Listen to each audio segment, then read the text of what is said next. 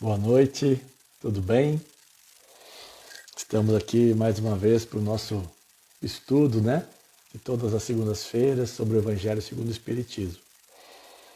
É muito bom encontrá-los todos por aqui e, como sempre fazemos, vamos fazer a rememoração, né, dos nossos capítulos de como a gente faz, né? Então, todas as segundas-feiras, às 20 horas de Brasília, 19 horas aqui do Mato Grosso do Sul, a gente faz o estudo do Evangelho segundo o Espiritismo, né?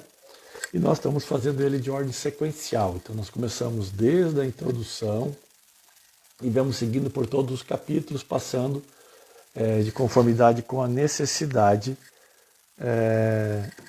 que, que a gente tem para explorar. Então esses capítulos são com menos aulas, menos encontros, outros com mais. E nós já estamos no capítulo 5, né, que é o Bem-aventurados aflitos, e hoje nós vamos falar sobre suicídio e loucura.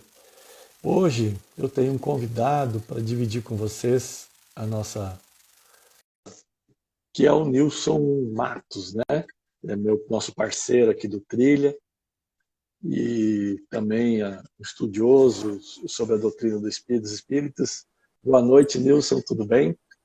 Boa noite, Mirko. Tudo bem, meu Como irmão? você está? Tudo E bem, hoje, graças a Deus. e hoje eu estou pedindo socorro aqui para o Nilson, né? Porque, como vocês estão vendo, eu estou um pouquinho ruimzinho na garganta e aí fica um pouquinho ruim de falar. Então, vocês hoje a gente vai ouvir mais o Nilson, até porque ele tem muita coisa para dizer para nós. E hoje nós vamos então continuar o capítulo 5, Bem-aventurados aflitos, e vamos falar sobre a parte que fala sobre suicídio e loucura. O que é importante lembrar novamente, antes de a gente entrar diretamente no tema, né? Antes de eu passar a palavra para o Nilson para ele se apresentar, o Evangelho segundo o Espiritismo ele está estruturado para trazer os ensinamentos de moral cristã. Então, os ensinamentos morais do Cristo estão todos ordenados dentro do Evangelho segundo o Espiritismo. E eles são basilares uns para os outros. Então, conforme a gente vai estudando, ele traz alguns conceitos que são importantes para a gente entender os próximos conceitos. E nós estamos falando, nesse capítulo 5, da justiça das aflições. E o quanto conhecer ou ter certeza da pré e da pós-existência do espírito nos permite superar alguns desafios da nossa jornada. E nisso nós vamos falar um pouquinho então sobre o suicídio e a loucura, como é que a gente pode então superar essas limitações. Nilson, dá uma boa noite para o pessoal aí, por favor. Boa noite, Mirko. Boa noite a todas as pessoas que nos acompanham, que acompanham o Mirko, né, especialmente nos estudos da segunda-feira. É um prazer enorme estar aqui dividindo com esse momento, na certeza de que estamos aprendendo sempre e hoje não será diferente. Outro dia, uma convidada nos disse na quarta-feira, e eu realmente concordo plenamente, quando nós vamos falar de algum assunto, primeiramente o assunto é para nós, né? Nós precisamos aprender. Então, muito obrigado pela oportunidade de aprendermos juntos. É isso aí, a gente está sempre aprendendo junto, né? Então, antes de a gente entrar no assunto, eu gostaria de lembrá-los de uma frase que eu acho muito marcante, que é a de William Shakespeare, que ele fala assim que nascemos, choramos por nos ver neste imenso palco dos loucos. Ou seja, na sua essência emocional desse artista, né, do William Shakespeare, ele se depara que a partir do momento que a gente nasce, nós encontramos um mundo completamente desequilibrado ao nosso derredor. E é isso que caracteriza o mundo que nós vivemos, né? Até a gente falou isso nos estudos antecessores do capítulo 3 do Evangelho, onde fala há muitas moradas na casa do meu pai. Então a gente fala das características da terra.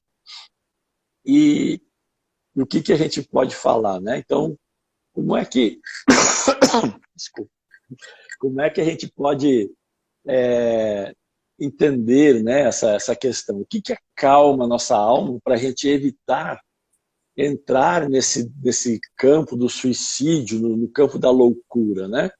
É a calma e a resignação.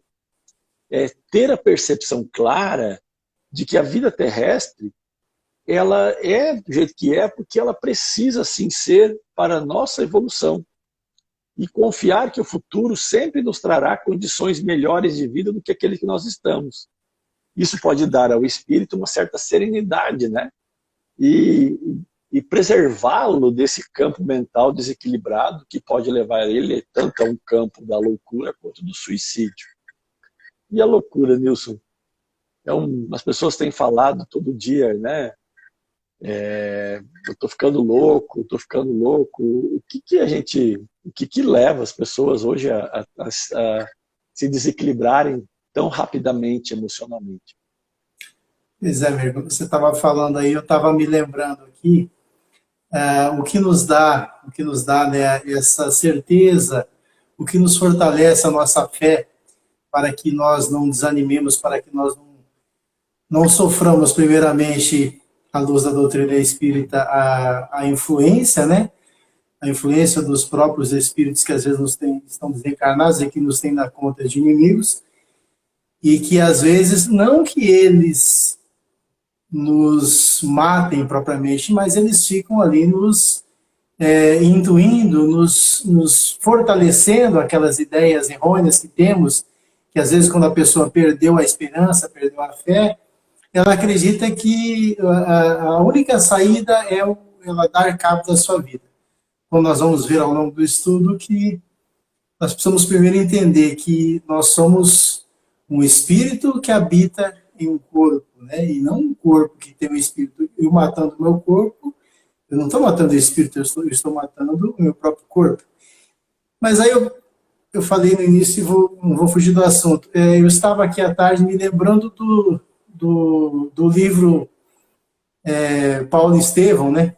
O exemplo de Saulo, por exemplo, o próprio Pedro.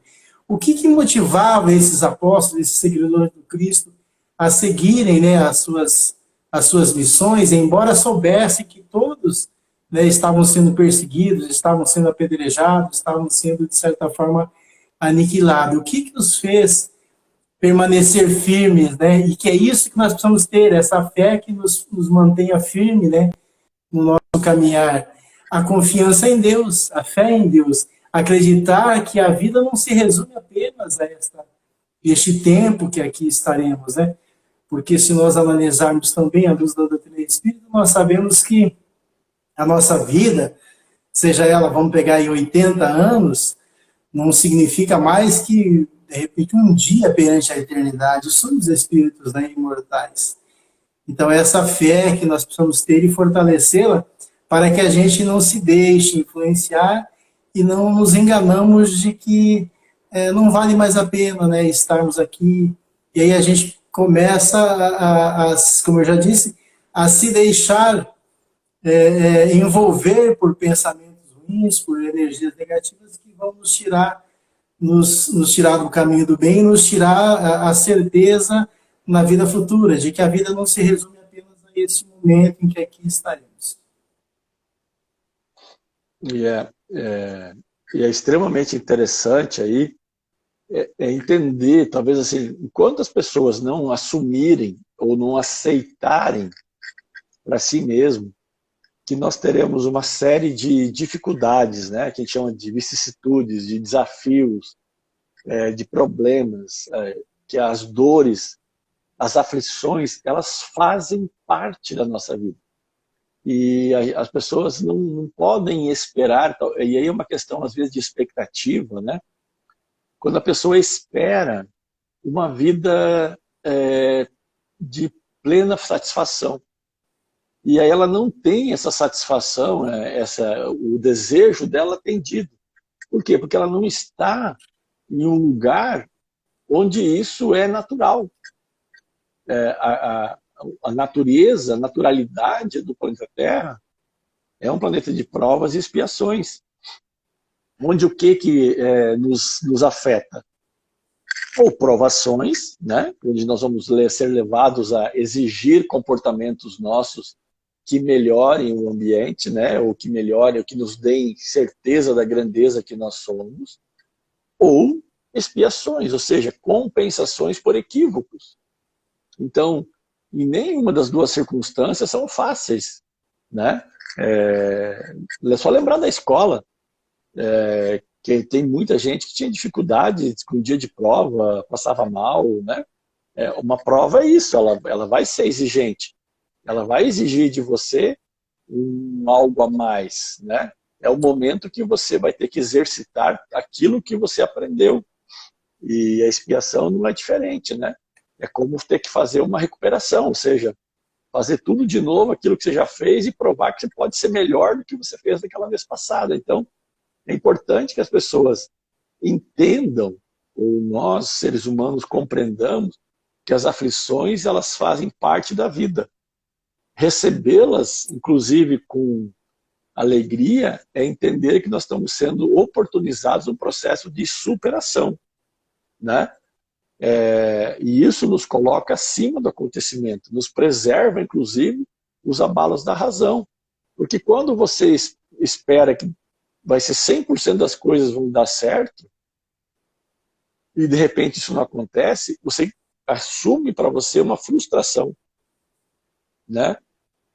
Eu não estou dizendo que a gente tem que ser pessimista, muito pelo contrário, mas nós temos que entender que mesmo as aflições, elas são e podem ser momentos de alegria, né? Superar uma dor é uma alegria. Só que como é que você vai superar ela se ela não aparecer na sua vida? Então nós temos que cuidar para não perder a nossa lisura mental, nosso equilíbrio emocional, com o aparecimento do desafio, para que a gente tenha a capacidade de enfrentá-lo, né? E eu acho que essa é uma das coisas que mantém as pessoas mais equilibradas emocionalmente. E é importante entender que esse processo de equilíbrio, ele passa por essa caminhada de aceitação das coisas da vida, né, que as aflições provêm de Deus, que tem uma causa justa, né? E eu sempre digo isso. E às vezes, mas não é fácil. Se fosse fácil, eu também compreenderia disso plenamente. Mas em alguns momentos a gente se deixa, vamos dizer assim, macular, né, a nossa integridade emocional por conta de achar que nós não merecemos, que nós merecemos mais do que aquilo que está acontecendo. Exatamente, Mirko. E aí, às vezes, o equívoco na própria interpretação, né? Bem-aventurados os aflitos, né? Diz o capítulo 5. E aí a pessoa, às vezes, equivocadamente, ela pode, como você disse, não estou dizendo que é para a pessoa, né, que é bom estar triste, que é bom, né, estar deprimido, não é isso. Mas às vezes as pessoas começam também a medir a sua aflição com a do vizinho, com a das pessoas do lado. E aí ela acaba entrando, né, em choque com aquilo que é o ensinamento de Jesus. E aí ela pode se perguntar, diz o próprio Evangelho aqui, mas então pergunta-se, por que uns sofrem mais do que os outros? Por que uns nascem na miséria e outros na opulência, sem nada terem feito para justificar essa posição? Então, quando nós pegamos a nossa vida, nascimento, berço e morte, aí a gente analisa dessa forma, né? Mas eu não fiz nada, como é que eu estou sofrendo? Por que eu estou passando por isso? E para mim nada dá certo, e para o outro tudo parece que tudo se encaixa. Então nós precisamos entender, como eu disse lá atrás, somos um espírito imortal que habita este corpo. Eu vou estar aqui por um determinado tempo. E que, como você bem disse, as minhas aflições, os meus problemas pelos quais eu tenho que passar, eu tenho que entender que é necessário, são bem-aventuranças. Eu preciso entender que sofrer vai me fazer crescer. Eu não posso não fazer nada e achar que não, quanto mais eu sofrer, eu vou estar melhor. Não, é natural que nós busquemos estarmos melhor diariamente. Então ainda diz no Evangelho, porque para uns nada dá certo, enquanto para outros tudo pode sorrir. Mas aí vem, se nós acreditamos num Deus soberanamente justo e bom, nós temos que entender que as aflições, as vicissitudes, as transformações pelas quais iremos passar, elas também são justas. Quando nós pegamos do ponto de vista não apenas do nascimento até a morte, talvez nesta vida eu tenha uma conduta melhor, eu esteja me esforçando, mas ainda assim eu vou ter sofrimentos, eu vou ter aflições. Agora, eu não posso comparar a do meu irmão, porque ele tem todo o seu passado, espero de repente ele já está mais adiantado. É como também se nós imaginássemos que estamos num avião, né, todo mundo num avião em direção, vamos imaginar em direção a Deus. Você sai daqui do Brasil para ir até o Japão, você não vai direto. Você vai ter que fazer escalas, né? Então, assim somos nós, quando Jesus falou, sede perfeitos, né, como vosso Pai Celestial é. E nós vamos ser perfeitos um dia, mas nós precisamos de algumas escalas, né? É um voo que nós vamos fazer de primeira, né? Sair daqui e já decolar lá. E essas escalas são as nossas reencarnações, onde nós vamos ter provas e expiações, como você também me disse no começo. Então, a nossa fé no futuro, diz no Evangelho, ela pode consolar e levar à paciência. Mas não explica algumas anomalias que, às vezes, se nós não buscarmos a compreensão do Evangelho, nós vamos achar que Deus é injusto, porque para uns dá tudo certo e para outros não. Não. Porém, se nós fortalecermos a nossa fé, nós vamos, como eu disse, da questão dos apóstolos. Por que eles aceitavam e conseguiram, né, levar adiante as suas missões? Porque eles sabiam que a vida não se resumia apenas àquela encarnação, que a vida prosseguia, né? E tinham a certeza, muitos ali conviveram com Jesus e ouviram do próprio mestre, né, essas promessas de que a vida não era. Ele próprio disse, o reino não é deste mundo. Então nós às vezes ainda sofremos porque nós queremos sempre estar bem, queremos equivocadamente, acreditamos que nós somos merecedores, né, de estarmos bem, sem nenhuma turbulência. E quando nós compreendemos efetivamente os ensinamentos do Cristo, nós vamos ver, como você disse, nós vamos agradecer pelos problemas que estamos passando. É só até bom lembrar, né? Eu sempre digo que a gente tem que compreender o significado das palavras, né? E a forma que o Cristo achou para legar à humanidade a sua vivência foi trazer junto dele alguns apóstolos que fizessem anotações para deixar para a humanidade os seus ensinamentos. Se a gente imagina assim, se mesmo com os livros escritos a gente tem tanta dificuldade de compreender e de trazer os ensinamentos, imagina se fosse só na oralidade, né? Aquela velha história, quem conta um conto, um momento um ponto, né? Então, é só fazer uma brincadeira em casa. Pega 5 pessoas, diz uma frase na orelha de um e vê o que vai sair lá no final. Imagina se os ensinamentos do Cristo fossem transferidos só através da oralidade. Então, nós teríamos hoje ensinamentos completamente distorcidos conforme a vontade e o interesse de muitos indivíduos no meio do processo. E isso é extremamente importante. Então, o que nós estamos falando? O que o Cristo nos fala? Bem-aventurados, né? Então ele traz essa frase, os que sofrem. Então, bem-aventurados é uma palavra que é decorrente de uma palavra do grego que chama Makarios, que significa aquele que segue a lei de Deus. Então a gente tem que cuidar para não entender que seguir a lei de Deus, entender o bem-aventurado como um estágio de completa felicidade, né? E a filosofia terrena, né, os conhecedores que trazem o processo filosófico para a humanidade, o conhecimento, a metodologia de compreender o pensamento e as relações humanas, sempre falaram que a felicidade é utópica da Terra, ela não é deste mundo, né? O Cristo fala isso, a felicidade não é deste mundo, né? Então, mas nós somos bem-aventurados. Qual é o processo? Se você sofre seguindo a lei de Deus, você será consolado. Então, se a gente substitui as palavras e traz os sentidos mais literal em alguns momentos, é importante porque ele permite com que a gente faça ou tenha comportamentos um pouco diferentes. Então, aquele que segue a lei de Deus e sofre, será consolado.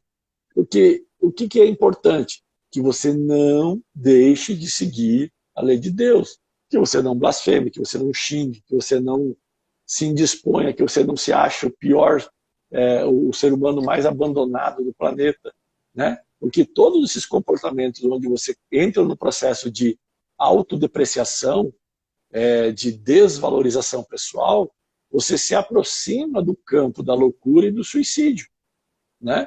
Por quê? Porque nada mais vale a pena, né? A existência perde o valor ante ao desafio que você está vivendo. Então é importante nesse momento que você se alimente dos ensinamentos de Jesus, que você se alimente de informações corretas, né? Entenda que seguir a lei de Deus exige compromisso, né? Você lembrou de Paulo e Estevão. Quem lê o livro, né, vai ver os desafios de Paulo. Ele é o Paulo porque ele é reconhecido como Paulo, não porque ele simplesmente trocou de nome e trocou de fé, né? Deixou de ser judeu para ser cristão. Ele só é quem ele é por conta dos desafios e das experiências que ele viveu. Então, não é um discurso, é uma atitude. E nós temos que trazer essas atitudes para a nossa existência também. Quando a gente traz esse comportamento para a nossa existência, a gente consegue olhar para vamos dizer assim, esses refúgios, ou essas escapatórias, que a gente chama de loucura ou suicídio, de uma maneira diferente. Porque qual que é a vantagem de ser louco? Você não é responsável por nada. Você nunca vai ser responsabilizado por nada. Então você abdica da sua lucidez, você se permite adentrar num campo de desequilíbrio mental tal, onde as pessoas não vão te exigir mais nada. O que você fizer está certo. Então é uma fuga do compromisso, da própria existência, assim como o suicídio. Eu não estou conseguindo superar as minhas dores, a minha dor é maior do que eu, né? Então não vale a pena continuar batalhando. Então, claro, não é tão simples, mas basicamente esses comportamentos eles estão inerentes ao processo de fuga. E nós não podemos seguir a lei de Deus fugindo dos desafios, das experiências que ele nos oferta. Não existem os jeitinhos, né, Milton, que a gente, né, busca, às vezes, no nosso meio, na sociedade, né? Para com as leis de Deus não há como fugir, como se diz, não há o jeitinho. Então, não tem como fugir, né? Então, quando você foge do teu compromisso, seja ele desafiador do tamanho que for, o que acontece? Você te impõe uma circunstância de descumprir a lei de Deus. Você deixa de ser bem-aventurado. Então, você não é um bem-aventurado que sofre. Automaticamente, você não será consolado. Né? Então, a promessa do Cristo ela está vinculada com o quê? Com você bem sofrer. Com você seguir a lei de Deus, independente das circunstâncias que estão sendo colocadas, mesmo quando a justiça lhe for negada. Né? Então, você não pode trazer para si comportamentos que infringem a lei de Deus para justificar ou por conta do que outros fazem contigo. Você perde a característica da promessa do sermão das bem-aventuranças. Você deixa de ser bem-aventurado, você deixa de seguir os ensinamentos de Deus, você deixa de seguir a lei de Deus. Então você não é mais um bem-aventurado. E aí, o compromisso que Deus tem contigo, se você não tem compromisso com ele não tem como fazer, né? Porque o bem não se impõe. Deus nunca vai pegar ninguém pelo pescoço e falar, amigo, hoje, a partir de hoje, você vai ser um ser de luz. Né? Ele vai me convidar. Fala, amigo, todos os dias eu te convido para você se transformar num ser de luz. Mas você tem que querer. Né? A única coisa que se impõe é a violência. O amor não se impõe. Por isso que Deus nos oferta uma questão chamada livre-arbítrio. E ele nos permite, inclusive, que a gente infrinja a própria lei de Deus em alguns momentos como esse, como a loucura e o suicídio. Por quê? Porque é a tua liberdade. Mas infringir a lei de Deus tem consequências. Todos os nossos equívocos causam reflexos na nossa existência, né? Exatamente, amigo. E a gente observa também que, às vezes, quando há os casos de suicídio, não raras vezes a gente ouve os familiares, às vezes, reclamarem: mas se eu tivesse dado mais atenção, como que eu não vi, né, que estava indo por esse caminho? É comum a gente perceber isso. Mas vale lembrar também que, apesar de ser um tema, né, bem complexo, de certa forma ainda poderíamos até falar que tem um certo tabu, porque as pessoas ainda não querem, né, na sua grande maioria, às vezes não querem buscar falar das coisas que lhe fazem mal, não querem falar da morte, né? Hoje a gente, uma das poucas certezas que temos é que iremos desencarnar, né, que esse corpo tem um prazo de validade. E as pessoas evitam pensar, né, e falar disso. E o suicídio, ele não é algo que, de repente, né, não é do nada, o cara, vou ali me suicidar. É algo que começa aos poucos, né? E aí, quando você disse ali atrás que tudo que é aquilo que a gente faz e tal, eu lembrei de uma anotação aqui, que até a Jane, que fez do Evangelho, está dizendo assim: toda ação gerada numa direção causa uma reação com a mesma força e intensidade em direção contrária. Então, assim, se eu estou desiludido, se eu estou sem fé, e se eu começo a reforçar isso, eu estou mandando, o mundo me devolve exatamente aquilo que eu estou mandando para ele. Sim. Então, é muito interessante e importante nós tomarmos consciência de que, como a gente diz, né, o bom e o mau humor são contagiantes, basta você que tem que escolher, né? Então, se eu não estou bem, o que eu tenho que fazer? Eu tenho que me cercar de pessoas e buscar, né, através, principalmente da fé, através da minha religião, da qual eu sigo, esclarecimentos que me fortaleçam para que eu consiga trazer para junto de mim energias positivas, boas companhias, porque se eu continuar, né, achando que nada está dando certo, que a vida não vale mais a pena, daqui a pouco eu me convenço de que não vale mais a pena.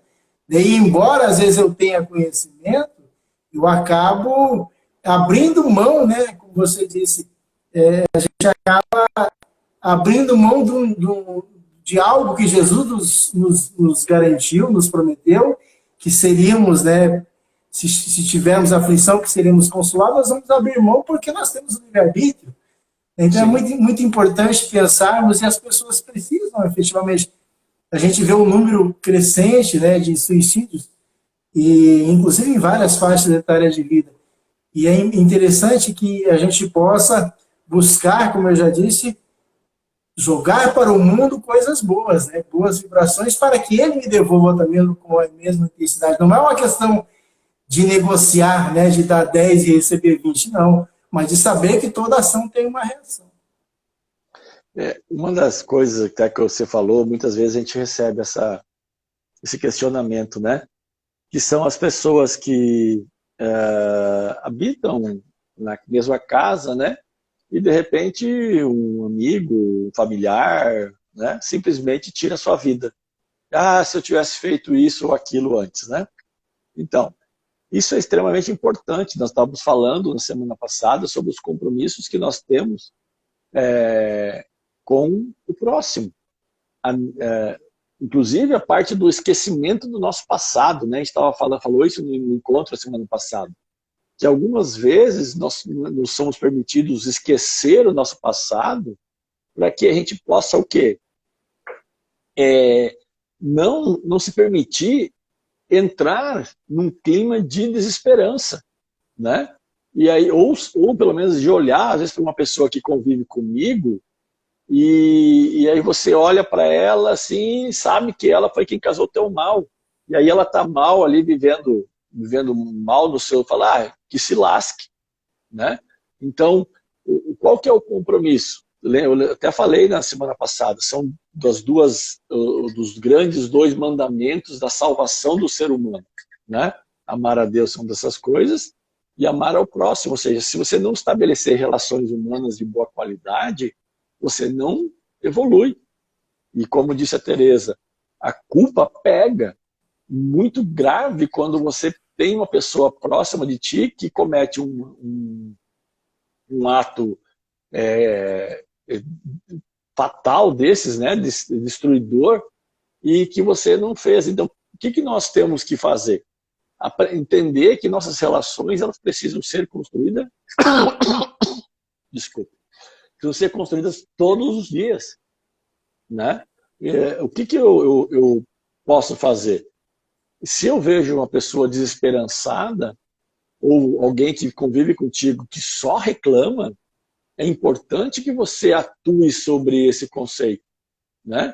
A pessoa que só reclama, ela só está olhando ela olha a vida como se ela fosse a única pessoa a ter direitos. Ela não consegue olhar os deveres, ela esquece o compromisso que ela fez com Deus. Então, o que nós podemos fazer? Não estou dizendo que todas as pessoas que só reclamam, que são pesadas na parte de convivência, vão chegar ao ato extremo de tirar sua própria vida. Mas permanecer a vida reclamando, ela está perdendo a oportunidade de transformar a própria existência. Então, também, se você entender isso, também é um ato de caridade você atuar sobre esse ser humano no sentido de ele começar a ver as vantagens e a felicidade e a oportunidade de viver junto das pessoas que o cercam. Então, qual é o nosso compromisso, inclusive, para que a culpa não se abata sobre nós? Estar sempre atento às pessoas que nos cercam e ter um comportamento afetivo positivo, né? De convidar as pessoas a seguir o processo de Deus, a compreender que existem desafios, mas que o fardo ofertado pelo Cristo sempre será possível de ser carregado, nunca além das nossas forças. Exatamente. Assim, lembrando que dentro da família, né, do círculo familiar, é onde nós temos vamos dizer assim, as maiores responsabilidades, né? Porque aqueles que vêm, né, como nossos filhos, nós sabemos que nós não estamos aqui juntos por acaso, né? A gente sempre fala isso aqui em casa para as crianças, inclusive outro dia a gente estava comentando a respeito dessa questão do esquecimento. Graças a Deus que nós não lembramos, porque do jeito que nós somos, é como você disse, de repente eu vou ver ali o meu filho sofrendo, se eu soubesse o que ele já me fez, eu ia falar, não, deixa ele que ele merece sofrer um pouquinho, né? Ou, naturalmente, nós temos os nossos instintos aí não tão bons, e que às vezes nos impede de fazer o bem. Então, graças a Deus que esquecemos. E nós precisamos nos dedicarmos realmente mais aos nossos familiares. Principalmente quando você vê, às vezes você tem ali uma criança, você tem alguém da família que, do ponto de vista material, tem tudo, né? De repente a pessoa tem uma boa casa, tem uma boa educação, tem saúde, mas ela vive reclamando. Ela reclama de tudo, parece que nada está bom.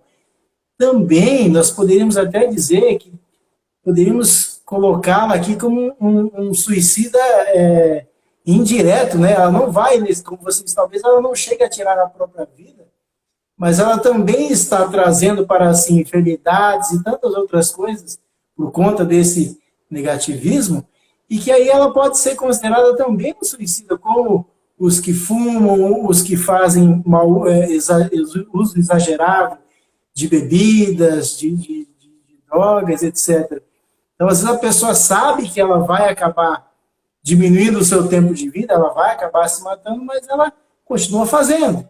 Então, da mesma forma, essas pessoas que vivem em angústia, vivem com medo, vivem com depressão, como foi dito aqui na última mensagem, aqui, não vi quem foi que escreveu, mas é importante nós atuarmos realmente, como você disse, para tentar mostrar para essa pessoa o lado positivo da vida, o lado bom da vida.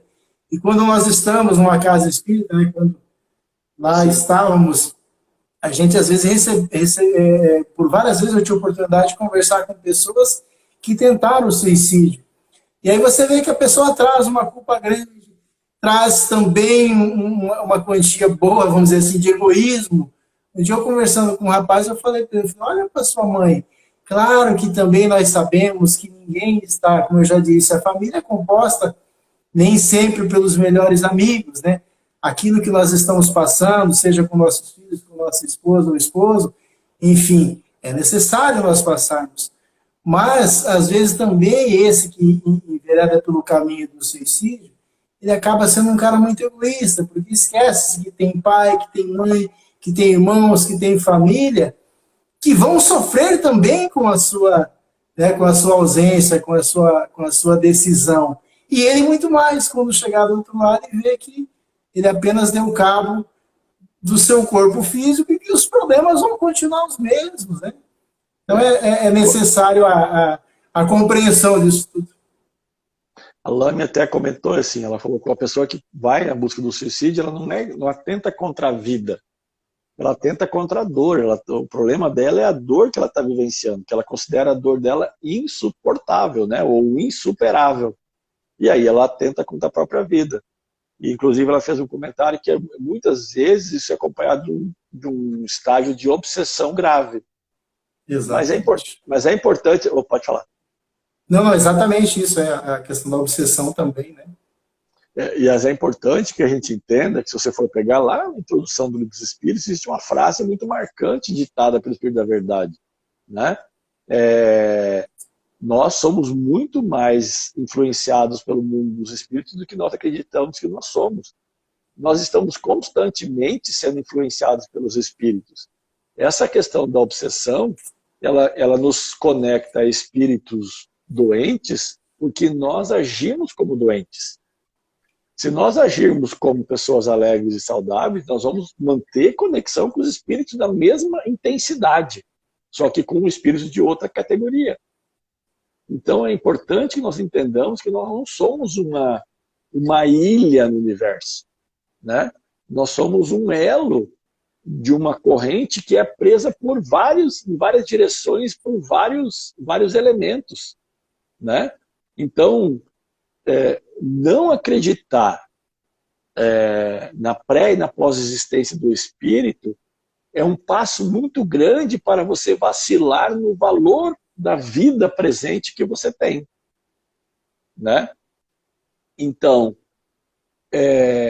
quando você tem essa percepção, auxilia muito, aumenta muito a possibilidade de você evitar cometer um ato capital como esse, contra si próprio. Porque você entende, como você falou, que mais do que tirar a própria vida, um filho, às vezes jovem, que se suicida, ele tira a vida da própria mãe, né? Ele deixa a mãe tão deprimida, sentindo tanta culpa que ela não teve a capacidade de amá-lo o suficiente para que ele enfrentasse a sua vida, que ele causa um dano e uma conexão espiritual de milhares de anos para serem superadas.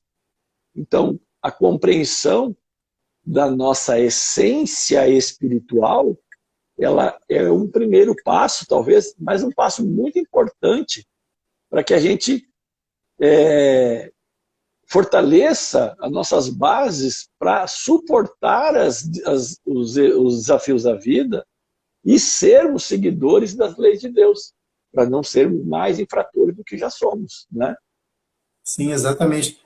E falando um pouquinho ali do que nós falamos anteriormente, do que eu disse há pouco, sobre a questão do que nós atraímos através de nossas atitudes, quando você fala ali da questão da obsessão, eu tive a oportunidade de acompanhar muitos casos de pessoas que tentaram suicídio e que elas vão até a casa espírita buscar um tratamento e que aí a gente percebe, durante o tratamento, exatamente isso que a gente está falando. A pessoa começa ali as manifestações de espíritos que estão cansados, estão doentes, né, eu não quero mais nada, ele me deixa dormir, me deixa... Então, o que acontece? Por que às vezes a pessoa se tranca num quarto e fica lá, quer dormir o dia inteiro? Às vezes, claro, por conta dos tratamentos, medicamentos e tal.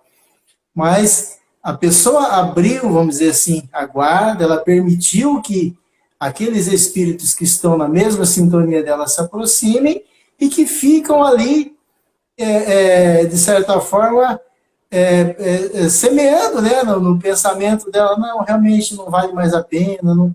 Ao passo que se ela conseguir ter calma, como diz aqui o capítulo 5, né, no item 14, fala que a calma, do Evangelho, né, segundo o Espiritismo, Uhum. que a calma e a resignação auridas na maneira de encarar a vida terrestre e na fé no futuro dão ao espírito uma serenidade, que é o melhor preservativo contra a loucura e o suicídio. Então, eu tinha um professor que ele falava assim, você tem todo o direito de ficar depressivo, de ficar, né, de ir até o fundo do poço, mas quando você chega lá, você fala, não, eu preciso sair daqui, né? Preciso Sim. buscar o caminho correto. Então é natural que às vezes a gente desanime, que a gente sofra porque as coisas não estão dando certo, e aí a gente acredita que a gente não poderia estar passando por aquilo. Mas quando nós conseguirmos ter essa calma e essa resignação de aceitar, né, aquilo que a gente não pode mudar, e ao invés de se revoltar com os problemas que eu tenho dentro da família, ao invés de eu fazer uma prece, de pedir forças a Deus e ter certeza que isso vai passar e que se demorar eu preciso ter mais força ainda para persistir, a gente vai atrair, né, para nós as boas companhias. Então, como eu disse lá atrás, a questão do bom e o mau humor, que são contagiantes, que depende da nossa escolha, também com relação ao caminho que vai nos levar à busca, né, e de repente à prática do fato em si do suicídio. Se nós baixarmos a guarda e continuarmos com pensamentos negativos, não tem quem nos consiga ajudar. Mas se nós ouvirmos o conselho da mãe, do amigo, do irmão, falar, oh, sai daí, venha para cá, vamos aqui na igreja, vamos lá no grupo de oração. Enfim, nós precisamos nos fortalecer, né, em Deus para que a gente tenha força para superar esses percalços, esses problemas, as vicissitudes do dia a dia. O auto-amor, né, amar-se, talvez seja a ferramenta mais poderosa contra o suicídio, né? E, inclusive, isso é uma recomendação do Cristo, né? Ele fala amar ao próximo como você ama a si mesmo, né? Então, amar-se é o primeiro passo, inclusive, para que você consiga seguir as orientações do Cristo. E quem se ama dificilmente cometerá um ato violento contra si próprio, né? A doutrina dos espíritos nos traz algumas indicações, alguns ensinamentos, algumas coisas que podem racionalmente nos afastar do suicídio. Sim, mas não é só isso, mas existem conceitos racionais que, se estiverem arraigados na nossa alma, fica mais difícil de você pensar nessa situação. Então, a certeza na vida futura, a certeza que o futuro sempre será melhor do que o dia de hoje, né? Porque nós somos evolucionistas, a certeza de que o suicídio não vai nos entregar o que se espera, mas sim o oposto, né? A certeza de que você se liberta de um mal momentâneo para abraçar um maior, a certeza que você vai ter muita dificuldade de encontrar as pessoas que você deseja rever do outro lado por conta do suicídio, por conta de você se tornar um infrator da lei de Deus, né? Então, racionalmente, essas circunstâncias são claras. O suicídio, ele sempre será pior para ti, independente da circunstância que você esteja vivendo, né? Então, o suicídio pensado ou racional, ele não mais acontecerá a partir disso. Agora, claro, pode ter os suicídios inconscientes, a pessoa sem a lucidez por conta de uso de substâncias entorpecentes, ou seja, onde ela comete um ato desorientado, mas não por vontade própria, né, mas sim por estar com a sua mentalidade obturada, né, o estado de loucura, onde o processo racional dela não funciona de maneira adequada. E nós temos que ter claro, nós não somos um poço de tranquilidade, nós não vivemos ainda uma linha reta de comportamento, né? Nós mergulhamos emocionalmente, assim como nós ascendemos emocionalmente. Então ainda nós vivemos ainda nesse desequilíbrio. Agora, chegar ao fundo do poço, né? O processo depressivo total, ou extrapolar na parte de ascendência, que a gente chama de euforia, também é um estado de desequilíbrio da alma, né? Sim. Então nós temos que entender que o equilíbrio, estar próximo, né? Tem dias que a gente vai estar um pouco mais alegre do que eu deveria, tem dias que você vai estar um pouquinho mais triste do que eu deveria, mas o equilíbrio entre esses comportamentos são naturais, né? Cair e levantar, né? Vai levantar o que a previsão, que você vai cair de novo. Então, essas que são as circunstâncias. Agora, se você ficar deitado, como é que você vai andar? Então, é importante que a gente tenha talvez a clareza de que as vidas orientadas por doutrinas única e exclusivamente materiais, ou seja, que a vida começa no berço e termina no túmulo, você tem mais chances, você está mais perto de achar uma solução fácil para se afastar dos problemas através do suicídio ou da perda da lucidez mental, né, do que aquele que conhece uma doutrina espiritualista, que tem consciência que você já era quem você é antes de ingressar nesse corpo e que continuará sendo você quando o corpo for para o caixão, né?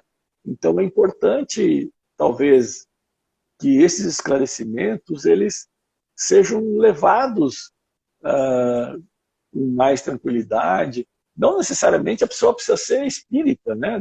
Seguir a doutrina espírita, mas ela tem que, se ela olhar para o processo da razão, da lucidez racional dela, ela vai ver que não existe possibilidade alguma de que a vida seja só essa existência, né? Tem tantas outras ingredientes que não seriam justificados que ficaria até difícil de confiar na existência de Deus. Então, é importante que a gente tenha essa clareza e que nós façamos esse trabalho de dizer, eu digo eu, você e todos que estão aqui ouvindo, né? De dizer para todas as pessoas que nos cercam, nós somos um espírito eterno, né? Que vivemos antes e viveremos depois, que os desafios fazem parte da nossa existência e que nós seremos melhores todos os dias. Exatamente, meu irmão. E assim, como você bem disse, fica muito mais difícil para aquele que ele não crê na eternidade, né? Quando a pessoa acredita que o mundo, como você disse, é berço e túmulo, aí fica mais fácil da pessoa buscar essa enganosa saída. Aliás, falando de suicídio, tem aquele livro psicografado, se não me foge a memória, por Ivone Pereira, se não me engano, Memórias de um Suicida. Eu sempre que podia recomendava esse livro, independente de religião, para que as pessoas que ali trazem relatos, né, de espíritos que cometeram suicídio. E que isso se as pessoas puderem, né, buscar esse livro e ler, independente da sua crença, é porque, assim, independente de religião, nós acreditamos que o espírito, a alma, sobreviva, né, após a morte do corpo físico. Com algumas exceções de alguns que acham que morreu, acabou. Para esses que acreditam que morreu, acabou, aí eles acreditam mais facilmente, né, como você bem disse, na questão de que essa é a melhor saída. Vou parar com esse meu sofrimento, vou acabar essa dor. Né? Antigamente, há tempos atrás, era mais comum também as pessoas se suicidarem, às vezes por uma questão de uma perda financeira, né? De uma vergonha, preocuparem-se, às vezes, demasiadamente com o que os outros iriam passar e iam pensar a seu respeito e davam cabo da sua própria vida. Então, se nós não acreditarmos na eternidade, que somos espíritos imortais, se a gente acreditar que aqui morreu, acabou, aí nós vamos buscar, né, esse caminho talvez equivocado, talvez não, com certeza equivocado. Então essa nossa incredulidade na vida futura, diz aqui no item 16 do capítulo 5, ele diz assim, a incredulidade, a simples dúvida sobre o futuro, as ideias materialistas, como você já bem colocou, numa palavra, são os maiores excitantes ao suicídio. Eles dão a covardia moral. Então, quando nós nos deixamos levar por esses pensamentos e acreditamos, nós estamos, de certa forma, nos acovardando moralmente. Porque às vezes nos falta ânimo, né, de pensarmos e falar, não, peraí, eu estou com um problema hoje, mas isso aqui pode ser superado. E buscar a própria vida do Cristo como exemplo, né, amigo? Que, poxa, o Cristo passou por tantas transformações, tantas vicissitudes, sofreu, né, e alguém que só nos deixou exemplos bons. Então, assim, é realmente muito egoísmo nosso e falta de fé na vida futura de acharmos que, não, eu não suporto. Por que, que a gente chega a essa conclusão de que não suportamos mais a situação? Porque, como a gente já disse, é uma construção, você começa a se deixar levar por pensamentos ruins, por influências, como você bem disse. Está lá no livro dos Espíritos, né? Os Espíritos nos influenciam e a resposta é bem mais do que podeis imaginar. Então, não é que ele vai vir aqui e vai fazer, não vai pegar a arma, vai pôr na minha mão e dar um tiro na minha cabeça. Mas ele vai me influenciar, ele vai me colocar pensamentos negativos, de forma tal que eu chegue e eu mesmo faça, né, esse ato, né, de chegar ao extremo de tirar a própria vida. Mas somos responsáveis, porque nós temos o livre-arbítrio, como você também bem mencionou. Então não tem como nós não buscarmos o fortalecimento através da fé. E sabermos que não importa o tamanho do meu sofrimento, Deus é maior que o meu sofrimento. A minha fé ela precisa ser forte o bastante para eu buscar em Deus e na minha religião o fortalecimento para aguentar esses momentos, né? Aguentar o fardo, porque o Cristo bem disse que não iria colocar fardos pesados sobre, né, um fardo maior do que aquele que a gente pudesse carregar. E uma das coisas extremamente importantes, que foi até lembrado aqui no comentário, acho que da Lâmina, de que as pessoas que caem, que tombam diante da gente, né, que estejam em estados bastante delicados, são oportunidades maravilhosas ofertadas por Deus para que a gente possa ampará-los, né? Então, muitas vezes as pessoas, quando descobrem que alguém está passando, que a pessoa está tendo comportamentos não muito saudáveis, fala, eu não vou nem procurar, que eu não estou afim de me envolver com isso. Quando, na verdade, deveria ser exatamente o contrário. O exemplo do Cristo, ele buscou os loucos e os doentes o tempo todo. Para quê? Para levar a eles a palavra de Deus, o comportamento, o acolhimento, né? E essa caridade é o que mantém a nossa sanidade.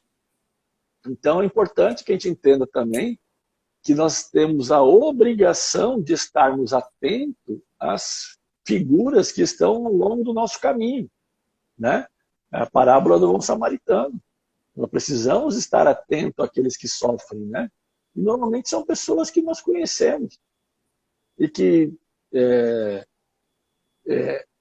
é uma oportunidade divina a gente interferir nesse processo, se você não tem o que fazer, vai lá e faz uma oração com a pessoa. Se ela não quer ir em nenhum uma religião, nada, procura um atendimento médico, né?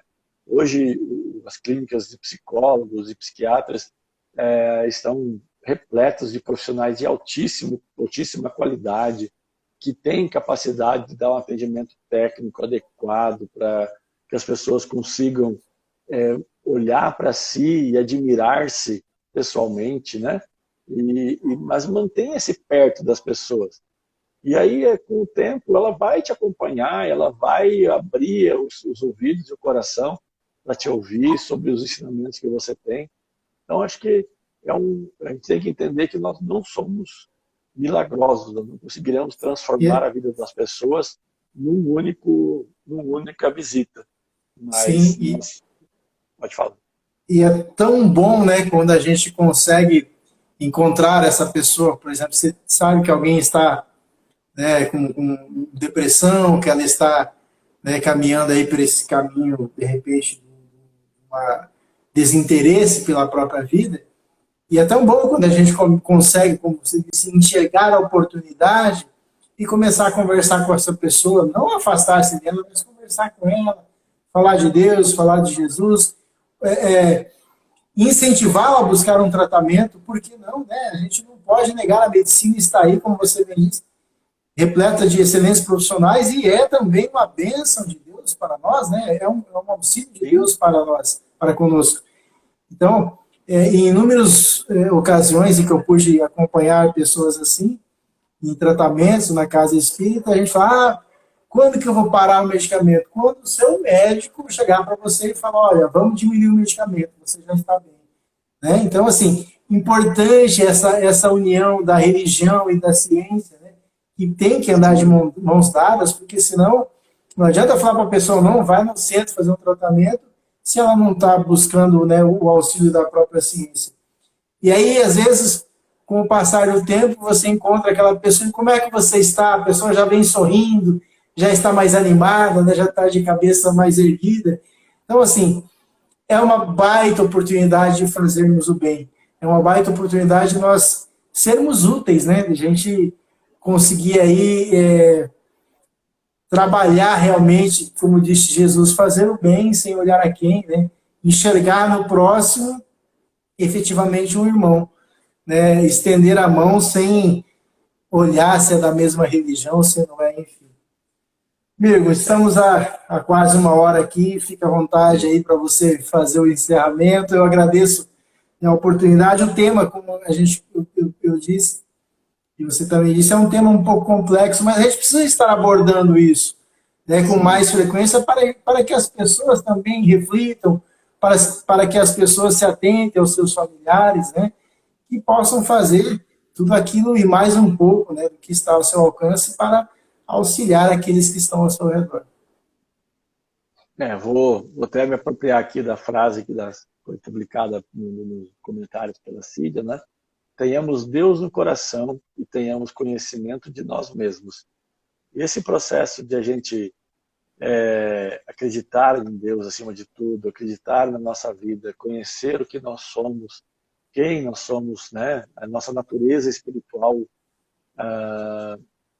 o quão longo e o quão maravilhoso é o nosso caminho para Deus, nos permitirá ter a força moral, ou a coragem moral, como dito no Evangelho, né? Para que a gente supere os obstáculos da nossa existência, né? Nós não temos o direito de ter uma covardia moral. A infração à lei de Deus nunca ficará impune. Então, nós precisamos saber disso. E divulgar isso é um ato de caridade. Compartilhar isso com as pessoas é um ato de caridade. Amparar aqueles que estão perdidos é um ato de caridade. Isso tudo permite a nós mesmos termos a força de preservar a nossa vida, de preservar as nossas existências e de suportar as nossas provas com altivez e grandeza. Gente, muito obrigado. Nilson, gratidão pela tua companhia, foi extremamente importante. Adoro os seus conhecimentos, né? E vamos estar juntos outras vezes aí de novo. Gente, boa noite. Boa noite, Nilson. Boa noite. Tchau para a galera aí, já vamos... Gente, obrigado pela companhia, até uma próxima oportunidade, viu? Muito obrigado mesmo, gratidão a todos. Tchau, gente. Até segunda-feira que vem, nesse mesmo horário, nesse mesmo canal.